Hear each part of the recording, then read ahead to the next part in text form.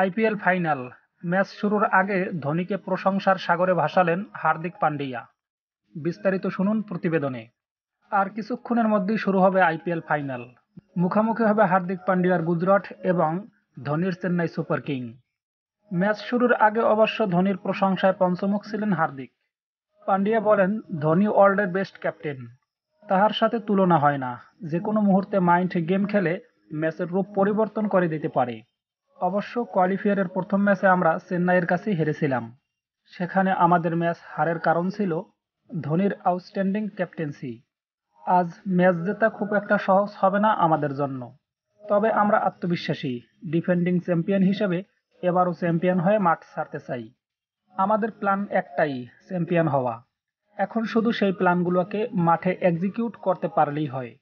শুভমান গিল দারুণ ফর্মে রয়েছে, ওর ব্যাটিং আমাদের জন্য দারুণ কার্যকারী হবে। আমাদের মূল টার্গেট হচ্ছে চেন্নাইয়ের ওপেনিং পার্টনারশিপ লম্বা না হতে দেওয়া। কর্ণয়ের উইকেটটা তাড়াতাড়ি নিতে পারলে সেটা দলের জন্য ভালো হবে। আমাদের রয়েছে বিশ্বসেরার বোলিং লাইন আপ, যেখানে রয়েছে রাশিদ খান, মোহাম্মদ সামির মতো বোলাররা, যারা এবারের আইপিএলের হাইয়েস্ট উইকেট টেকার। তো বন্ধুরা, আপনাদের কি মনে হচ্ছে কোন দল জয়লাভ করতে পারে? অবশ্যই আপনার মতামত কমেন্ট করে জানিয়ে যাবেন।